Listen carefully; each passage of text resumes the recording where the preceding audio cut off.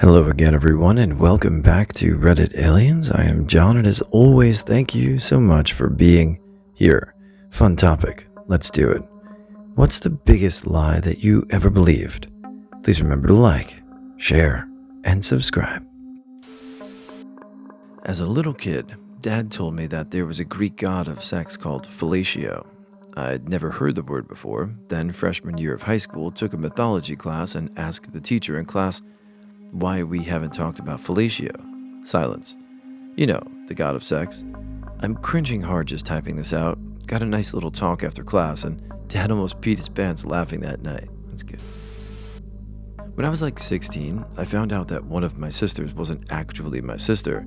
She was actually just best friends with my oldest sister growing up, and she lived with my family from when she was like 12 or 13 through 18. She and my oldest sister are 15 years older than me. Unfortunately, her parents wouldn't sign her over for adoption and didn't contribute anything for my mom raising her for 6 years. Weirdest part is that my family is predominantly fair-skinned, blonde with blue eyes, but the girl I thought was my sister was traditional Mexican with darker skin, dark hair, and brown eyes. My mom was always very tan and had darker hair throughout my childhood, so I thought that my other two sisters and myself were the odd ones out. Our family were poor and lived in a house where the ceiling plaster had bowed so much that it bowed down, bulging out. My dad told me that there was a World War II bomb buried in the ceiling, believed it for years, absolutely terrified the entire time. When I was very young, we had a pet hamster. He got out of his cage, so my dad put the cage in the basement thinking he might get hungry and get back in. One morning I woke up and there was the hamster in his cage in the usual place. I asked my mom how they found him, and she told me she opened the door to the cellar, and there he was, dragging his cage back upstairs. It wasn't until I was a teenager and remembered the exchange that it occurred to me she obviously made that up. What do you mean you don't believe that? That hamster totally carried that cage back upstairs and wasn't another hamster. That acne would only be a problem when I was a teenager. Outside of dumb lies your parents tell you as kids, my friend who worked at a gas station with a big food station that has some grounded beef items told me they use kangaroo meat for their ground beef because it was cheaper than cow. I'm gullible with my friends. That my dad moved out and rented a room in the house of a female friend for tax reasons. That my parents were married. Truth is, my father was, just not to my mother. My mom told me when I was 5 and my favorite dog died that it doesn't matter that dogs die because in 7 years they respawn. So I was like, oh, fine. See you then, bud. I will be older and we will play again. On April Fools, while I was getting ready for school on a cold winter day, my mom told me, school's canceled, it's a snow day. I ran around for a good 2 minutes celebrating before she told me, April Fools. I've never felt so betrayed in my life. That's a mean one. But a funny one, but mean, but good job. The Tinder account was just a shared account for joking around with my friends. I never even logged in on my own. It was in fact his account, which he had been using during the last 3 months of our relationship. And yes, I knew how unbelievable that sounds, but I refused to believe that the man I trusted so much would ever do this to me. If you simply put your head down, do what you're told, and work hard, things will work out.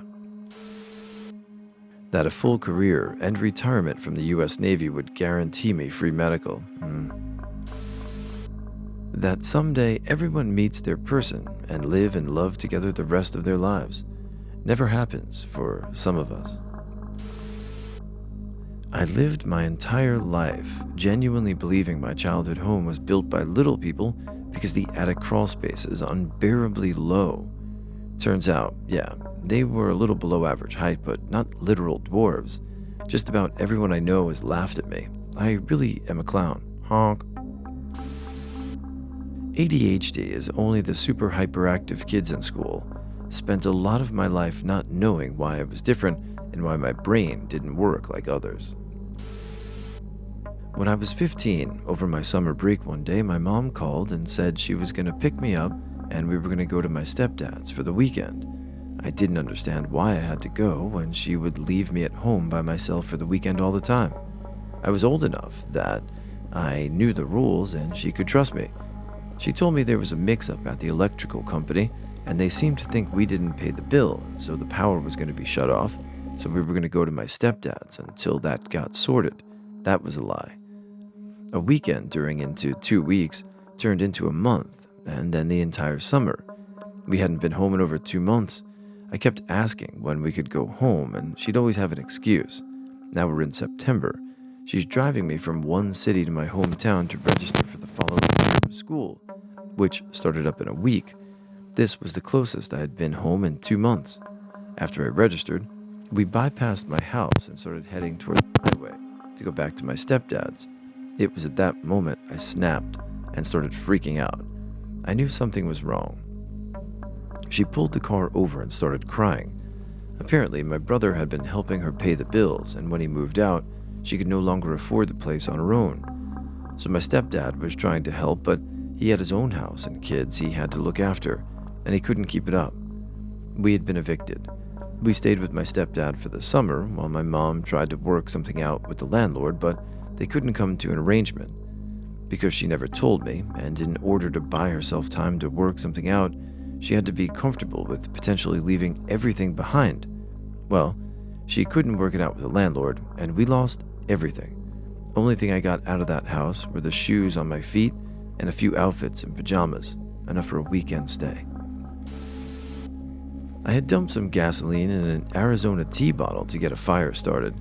My sister saw me pour it on a fire, and she freaked, thinking Arizona iced tea was flammable. I went along with it saying, "Yeah, you didn't know that? That's why it's called Arizona, because how hot it gets there." She was 20 years old. Around 5 years later, we're camping, and she says, "Who's got some Arizona I can use to start this campfire?"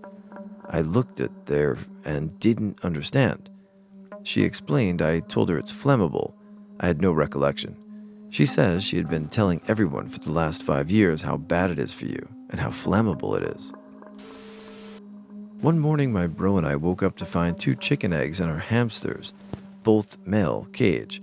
My parents told us that they were actually hamster eggs and ours were going to have babies. We got so excited. The words April Fools brought us to tears. Again, creative, funny, and mostly harmless. I like it. I had a fraternity brother from New York come to the university in Oklahoma. This was before the internet. We told him to be careful of rattlesnakes. We explained what they were. He did not believe. So we took him to the library, pulled the encyclopedia, and showed him. He then asked, "What else can you kill in this state?" Without missing a beat, one of our brothers said, "They probably won't kill you, but you have to watch out for drop cats." He then went on to tell him how this kind of cat, 40-pounders on average, evolved to use the cat trait of landing on their feet to kill their prey. They would climb trees, hanging upside down, then drop feet onto their prey. Only defense? An open umbrella. This guy walked to and from every class on sunny days, not a cloud in the sky, opening his umbrella as he walked under every tree on the campus. Lasted about 3 weeks. When I was a kid, my dad told me I made the best cold glasses of ice water. Nobody could make ice water quite like me. So sure, he could get off the couch and get himself a glass of water, but since I was better at it, that burden fell to me. That it's not what's the outside, it's what's on the inside that counts. No matter how you cut it, pretty people get better chances in life. It doesn't matter what you do if you look like Quasimodo. You can put in the most effort on a given task, they would rather swing the credit to anyone else. That if I do enough good things will happen to me.